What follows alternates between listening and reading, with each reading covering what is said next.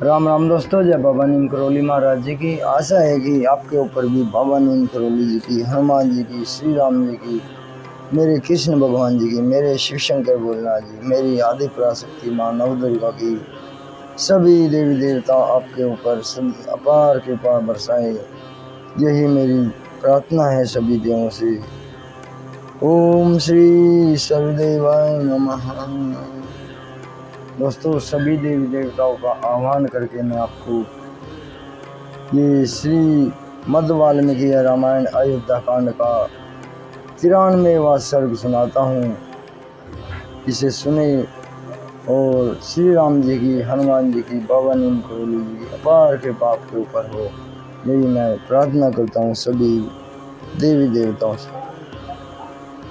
मेरे राम, मेरे बाबा। तो दोस्तों, शुरू करते हैं 93वां सर्ग। 93। सेना सहित भरत की चित्रकूट यात्रा का वर्णन।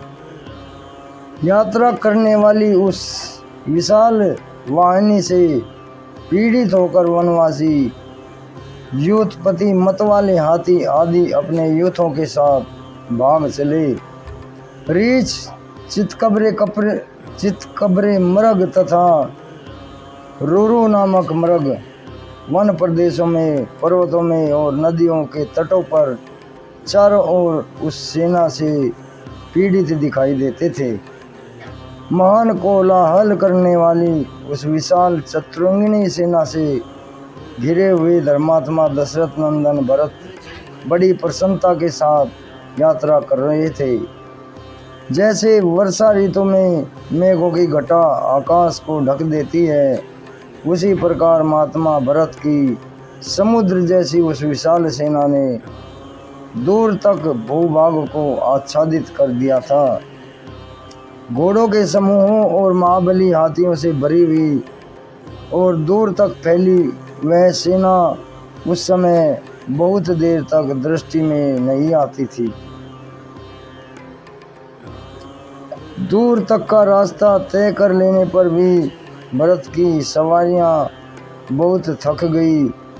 तब श्रीमान भरत ने मंत्रियों श्रेष्ठ वशिष्ठ जी से कहा, ब्रह्मान, मैंने जैसा सुन रखा है और जैसा इस देश का स्वरूप दिखाई देता है, इससे स्पष्ट जान पड़ता है कि भारद्वाज जी ने जहाँ पहुँचने का आदेश दिया था उस देश में हम लोग आ पहुँचे हैं। जान पड़ता है कि यही चित्रकूट पर्वत है तथा वह मंदाकिनी नदी बह रही है। यह पर्वत के आसपास का वन दूर से नील मेघ के समान प्रकाशित हो रहा है। इस समय मेरे पर्वताकार हाथी चित्रकूट के रमणीय शिखरों का अवमर्दन कर रहे हैं। ये वृक्ष पर्वत शिखरों पर उसी प्रकार फूलों की वर्षा कर रहे हैं जैसे वर्षा काल में नील जलधर मेघ उन पर जल की वृष्टि करते हैं। इसके बाद भरत शत्रुघ्न से कहने लगे, शत्रुघ्न, देखो, इस पर्वत की उपत्यका में जो देश है जहाँ पर किन्नर विचरा करते हैं, वही प्रदेश हमारी सेना के घोड़ों से व्याप्त होकर मगरों से भरे हुए समुद्र के समान प्रतीत होता है। सैनिकों को खदेड़े हुए वे मर्गों के झुंड तीव्र वेग से भागते हुए वैसे ही शोभा पा रहे थे जैसे शरत काल के आकाश में हवा से उड़ाए गए बादलों का समूह सुशोभित होते हैं।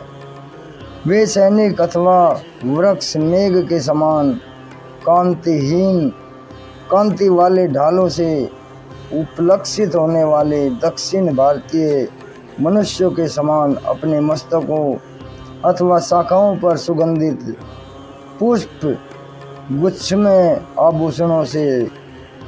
आभूषणों को धारण करते हैं।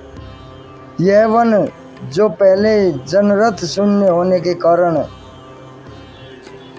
अत्यंत भयंकर दिखाई देता था, वही इस समय हमारे साथ आए हुए लोगों से व्याप्त होने के कारण मुझे अयोध्यापुरी के समान प्रतीत होता है। घोड़ों की टापों से उड़ी हुई धूल आकाश को आच्छादित करके स्थित होती है, परंतु उसे हवा मेरा प्रिय करती हुई शीघ्र सी अत्यंत उड़ा ले जाती है। शत्रुघ्न, देखो, इस वन में घोड़े से जुते हुए और श्रेष्ठ सारथियों द्वारा संचालित हुए ये रथ कितनी शीघ्रता से आगे बढ़ रहे हैं, जो देखने में बड़े प्यारे लगते हैं।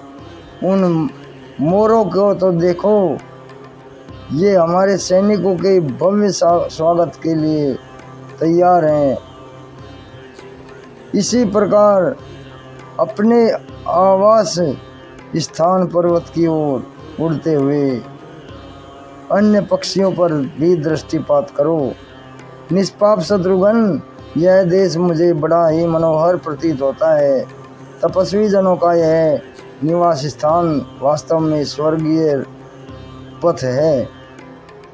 इस वन में मर्गियों के साथ विचरने वाले बहुत से चितकबरे मृग ऐसे मनोहर दिखाई देते हैं, मानो इन्हें फूलों से चित्रित सुसज्जित किया गया हो।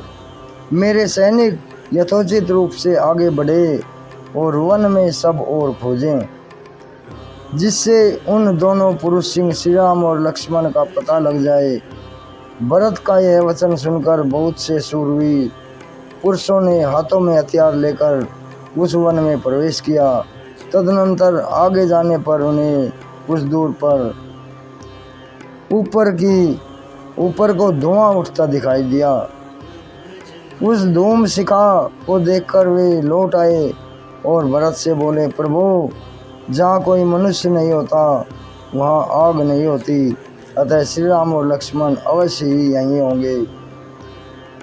यदि शत्रुओं को संताप देने वाले पुरुष सिंह राजकुमार श्री राम और लक्ष्मण यहाँ न हो तो श्री राम जैसे तेजस्वी दूसरे कोई तपस्वी तो अवश्य ही होंगे।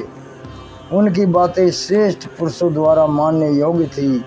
उन्हें सुनकर शत्रु सेना का मर्दन करने वाले भरत ने समस्त सैनिकों से कहा, तुम सब लोग सावधान होकर यहीं ठहरो, यहाँ से आगे ना जाना। मैं यहीं आता हूँ और वहाँ जाता हूँ। अब मैं ही वहाँ जाऊँगा। मेरे साथ सुमंत्र और धृति भी रहेंगे। उनकी ऐसी आज्ञा पाकर समस्त सैनिक वहीं पर रुक गए और खड़े हो गए, और भरत ने जहाँ धुआं उठ रहा था उस ओर अपनी दृष्टि स्थिर कर ली। भरत के द्वारा वहाँ ठहराई गई वह सेना आगे की भूमिका का निरीक्षण करती हुई वहाँ हर्षपूर्वक खड़ी रही, क्योंकि उस समय उसे मालूम हो गया था कि अब शीघ्र ही श्री रामचंद्र जी से मिलने का अवसर आने वाला है। इस प्रकार श्री वाल्मीकि निर्मित आर्ष रामायण आदि काव्य में अयोध्या कांड का 93वां सर्ग पूरा हुआ। जय श्री राम, जय हनुमान जी की जय, बाबा नीम करोली महाराज की राम। तो दोस्तों, ये 93वां सर्ग पूरा हुआ है श्रीमद् वाल्मीकि रामायण अयोध्या कांड का। कल मैं आपको इसका 94वां सर्ग सुनाऊंगा, श्री राम का सीता को चित्रकूट की शोभा दिखाना। अभी आगे लेता हूँ दोस्तों। जय राम जी की जय, बाबा नीम करोली महाराज, जय हनुमान।